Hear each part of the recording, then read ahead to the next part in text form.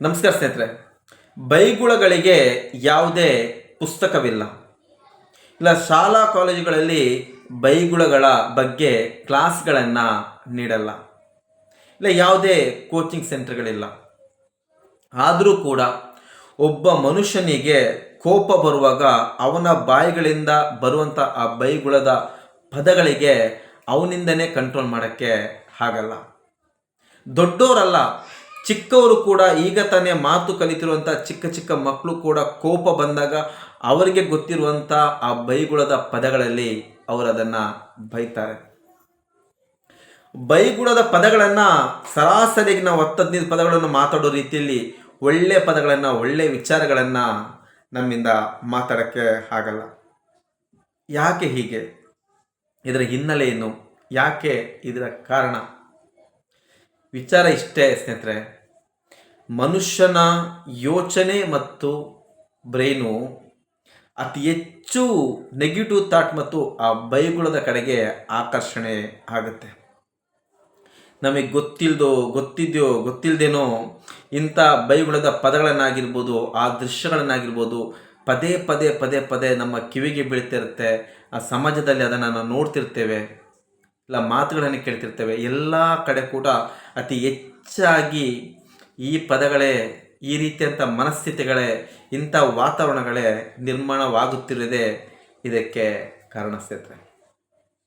ಒಂದು ವೇಳೆ ಬೈಯುವಾಗ, ಕೋಪಗಳು ಬರುವಾಗ ಕೆಟ್ಟ ಪದಗಳನ್ನು ಉಪಯೋಗಿಸದೆ ಜೈ ಶ್ರೀರಾಮ್, ಒಂದೇ ಮಾತರಂ, ಜೈ ಹಿಂದ್, ಈ ರೀತಿಯಾದಂಥ ಒಳ್ಳೆ ಪದಗಳನ್ನು ಬಳಕೆ ಮಾಡಿದ್ರೆ ಆ ಕೆಟ್ಟ ಪದಗಳ ಕಡೆಗೆ ನಮ್ಮ ಗಮನ ಹೋಗುತ್ತಾ ಅನ್ನೋದು ನಾವು ಸೂಕ್ಷ್ಮವಾಗಿ ಯೋಚನೆ ಮಾಡಬೇಕು ಸ್ನೇಹಿತರೆ. ಆದರೆ ಕೋಪ ಬರುವಾಗ ಮನುಷ್ಯ ಇಂಥ ಪದಗಳನ್ನು ಉಪಯೋಗ ಮಾಡೋಕ್ಕೆ ಸಾಧ್ಯನೇ ಇಲ್ಲ. ಯಾಕಂದರೆ ಇಂಥ ಪದಗಳನ್ನು ಬಳಸುವ ನಿಟ್ಟಿನಲ್ಲಿ ಅವನ ಬ್ರೈನ್ ಆಗಿರ್ಬೋದು, ಅವನ ಯೋಚನೆ ಆಗಿರ್ಬೋದು, ಅವನ ಮನಸ್ಥಿತಿ ಆಗಿರ್ಬೋದು ಅದಕ್ಕೆ ಹೊಂದಿಕೊಳ್ಳಲ್ಲ. ಕಾರಣ ಅವನು ಆ ವಿಚಾರದಲ್ಲಿ ಅಷ್ಟು ವೀಕ್ ಆಗಿದ್ದಾನೆ, ಅದನ್ನು ಉಪಯೋಗಿಸುವಂಥ ಮನಸ್ಥಿತಿ ಅವನಲ್ಲಿ ಇಲ್ಲ ಅಂತಲೇ ಅರ್ಥ ಸ್ನೇಹಿತರೆ. ಮುಂಚೆಲ್ಲ ಜಗಳಗಳು ತುಂಬ ಕಮ್ಮಿ ಆಗ್ತಿತ್ತು, ಈಗಾಗಲ್ಲ. ಗುರಾಯಿಸಿ ನೋಡಿದ್ರೇ ಹೊಡೆದಾಟಗಳಾಗ್ಬಿಡುತ್ತೆ. ಸೈಡ್ ಕೊಡಲಿಲ್ಲ ಅನ್ನೋ ಕಾರಣಕ್ಕೆ ಹೊಡೆದಾಟಗಳಾಗುತ್ತೆ. ಬಸ್ಸಲ್ಲಿ ಸೀಟ್ನ ವಿಚಾರಕ್ಕೆ ಜಗಳ, ಚಿಲ್ಲರೆ ಕೊಟ್ಟಿಲ್ಲ ಅಂತ ಜಗಳ, ಮುಂದೆ ಹೋಗಿಲ್ಲ ಅಂತ ಜಗಳ, ಕಾಲು ತುಳಿದ್ರು ಅಂತ ಜಗಳ, ಅನೇಕ ರೀತಿಯಲ್ಲಿ ಪ್ರತಿ ಕ್ಷಣ ಕೂಡ ಎಲ್ಲಿ ನಾವು ಒಂದು ಜನರ ಮಧ್ಯದಲ್ಲಿ ಬೆರಿತೀವೋ ಅಲ್ಲಿ ಆ ಪ್ರತಿಯೊಂದು ಕ್ಷಣ ಕೂಡ ಆ ಕೋಪ, ವೈರತ್ವ, ದ್ವೇಷದಿಂದನೇ ಸಮಯವನ್ನು ಕಳೀತಿದ್ದೀವಿ. ಈ ಪರಿಣಾಮ ಆ ಚಿಕ್ಕ ಮಕ್ಕಳ ಮೇಲೂ ಕೂಡ ಅದು ಬೀರುತ್ತೆ. ಮನೆಯಲ್ಲಿ ತಂದೆ ತಾಯಿ ಜಗಳ ಆಗಿರ್ಬೋದು, ಇಲ್ಲ ಅಕ್ಕಪಕ್ಕದವರ ಜಗಳ ಆಗಿರ್ಬೋದು, ಇಲ್ಲ ಮಾಧ್ಯಮಗಳಲ್ಲಿ ಟಿ ವಿ ಮಾಧ್ಯಮಗಳಲ್ಲಿ ಬರುತ್ತಿರುವಂಥ ಜಗಳಗಳಾಗಿರ್ಬೋದು. ಅವರು ಪದೇ ಪದೇ ಪದೇ ಪದೇ ಅವರು ಕೇಳೋದ್ರಿಂದ ಆ ಪದಗಳ ಅರ್ಥ ಅವ್ರಿಗೆ ತಿಳಿಲಿಲ್ಲ ಅಂದರೂ ಕೂಡ ಯಾವ ಸಮಯದಲ್ಲಿ ಅದನ್ನು ಉಪಯೋಗಿಸಬೇಕು ಅನ್ನೋದು ಅವರಿಗೆ ತಿಳಿದಿರುತ್ತೆ. ಆ ಸಮಯದಲ್ಲಿ ಅವರು ಕೂಡ ಅದನ್ನು ಉಪಯೋಗಿಸ್ತಾರೆ. ಒಂದು ಸರ್ವೆ ಪ್ರಕಾರ ಯಾಕೆ ಮನುಷ್ಯ ಇಷ್ಟು ಒತ್ತಡಕ್ಕೆ ಒಳಗಾಗಿದ್ದಾನೆ, ಇಷ್ಟು ಟೆನ್ಷನ್ಗೆ ಒಳಗಾಗಿದ್ದಾನೆ ಅಂದರೆ ಕಾರಣ 100ರಲ್ಲಿ 90% ಕಾರಣ ಫೈನಾನ್ಸ್, ದುಡ್ಡಿನ ಒತ್ತಡ. ಕೆಲವರು ಹೇಳ್ಬೋದು ದುಡ್ಡಿಂದ ನೆಮ್ಮದಿಯನ್ನು ಖರೀದಿ ಮಾಡೋಕ್ಕಾಗಲ್ಲ. ಮೊನ್ನೆ ಯಾವುದೋ ಒಂದು ಪುಸ್ತಕ ಓದ್ತಿರ್ಬೇಕಾದ್ರೆ ಅದರಲ್ಲಿ ಕೆಲವು ಲೈನ್ಗಳಿತ್ತು. ನಿನ್ನ ದುಡ್ಡಿರ್ಬೋದು, ಆದರೆ ನಿನ್ನ ಹಸಿವನ್ನು ಖರೀದಿ ಮಾಡೋಕ್ಕಾಗಲ್ಲ. ನಿನ್ನ ದುಡ್ಡಿರ್ಬೋದು, ದೊಡ್ಡ ಬಂಗ್ಲೆನ ನೀನು ಖರೀದಿ ಮಾಡ್ಬೋದು, ಅದೇ ನಿದ್ರೆಯನ್ನು ಖರೀದಿ ಮಾಡೋಕ್ಕಾಗಲ್ಲ ಅಂತ. ನಿಜ. ಆದರೂ ಕೂಡ ಮನುಷ್ಯ ಬದುಕೋಕೆ ಅವನಿಗೆ ನಿಯಮಿತವಾದಂಥ ದುಡ್ಡುಗಳು ಬೇಕೇ ಬೇಕು ಸ್ನೇಹಿತರೆ.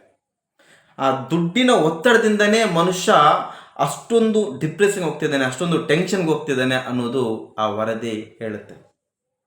ಅನೇಕ ಸಮಸ್ಯೆಗಳಿರ್ಬೋದು, ಕೆಲಸ ಇಲ್ಲದೆ ಇರ್ಬೋದು, ಮನೆ ಲೋನು, ಇಲ್ಲ ಕಾರ್ ಲೋನು, ಇಲ್ಲ ಸಾಲ, ಇಲ್ಲ ಮನೆ ಪರಿಸ್ಥಿತಿಗಳು, ಪ್ರತಿಯೊಂದಕ್ಕೂ ಕಾರಣ ದುಡ್ಡೇ. ನಾವು ಹೇಳ್ತೀವಿ ದುಡ್ಡಿಂದ ಎಲ್ಲನೂ ಆಗಲ್ಲ ಅಂತ. ಆದರೆ ಒಬ್ಬ ಮನುಷ್ಯ ಸಂತೋಷದ ರೀತಿಯಲ್ಲಿ ಜೀವನ ಮಾಡೋಕ್ಕೆ ಈ ಕಾಲದಲ್ಲಿ ದುಡ್ಡು ಅನ್ನೋದು ಸ್ವಲ್ಪನಾದರೂ ಅವನಿಗೆ ಬೇಕೇ ಬೇಕು ಸ್ನೇಹಿತರೆ. ಅಂದರೆ ಅವನಿಗೆ ಎಷ್ಟು ಅವಶ್ಯಕತೆ ಇದೆಯೋ ಆ ಅವಶ್ಯಕತೆ ಅಷ್ಟೂ ಕೂಡ ಅವನಿಗೆ ದುಡ್ಡು ಸಿಗದೇ ಇರುವುದಕ್ಕೇ ಈ ಒತ್ತಡಕ್ಕೆ ಅವನು ಮಣಿದು ಹೋಗ್ತಿದ್ದಾನೆ. ಆ ಕೋಪಕ್ಕೆ ಅವನು ಒಳಗಾಗ್ತಿದ್ದಾನೆ. ಆ ಸಮಾಧಾನ ಅನ್ನೋದಿಲ್ಲ, ತಾಳ್ಮೆ ಅನ್ನೋದಿಲ್ಲ, ಆ ಟೆನ್ಷನ್ನು ಏನಾದರೂ ಮಾಡಬೇಕು, ಇದರಿಂದ ಪಾರಾಗಬೇಕು. ಇಂಥ ಒಂದು ಒತ್ತಡದಲ್ಲೇ 90% ಮನುಷ್ಯರು ಅವರ ಮನಸ್ಥಿತಿಯನ್ನು ನಿಯಂತ್ರಣದಲ್ಲಿ ಇಟ್ಟುಕೊಳ್ಳದೆ ಅನೇಕ ರೀತಿಯಾದಂಥ ಜಗಳಗಳು ಆಗ್ತಿದೆ ಸ್ನೇಹಿತರೆ. ನಿಜ ಇರ್ಬೋದು, ಯಾಕಂದರೆ ಸರಿಯಾದ ಕೆಲಸ ಇಲ್ಲ. ನಮ್ಮ ದೇಶದಲ್ಲಿ ಒಂದು ವರ್ಷಕ್ಕೆ ವಿದ್ಯಾಭ್ಯಾಸದಿಂದ ಕಲಿತು ಹೊರಗೆ ಬರೋರಿಗೆ 1 ಕೋಟಿ ಉದ್ಯೋಗವನ್ನು ಸೃಷ್ಟಿ ಮಾಡಬೇಕು. 1 ಕೋಟಿ ಉದ್ಯೋಗ.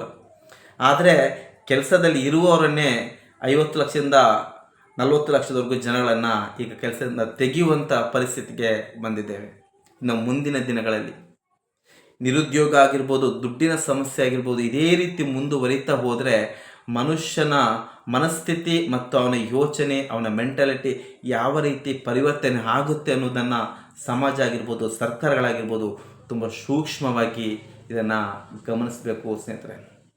ಯಾರು ಕೂಡ ಕೋಟಿಗಟ್ಟಲೆ ದುಡ್ಡನ್ನು ಯಾರು ಕೇಳಲ್ಲ. ಆದರೆ ಅವರ ಜೀವನಕ್ಕೆ ಏನು ಬೇಕೋ ಅಷ್ಟು ಸಿಕ್ಕಿದ್ರೆ ಸಾಕಪ್ಪ ಅಂತ ಅನೇಕ ಜನರಿರ್ತಾರೆ.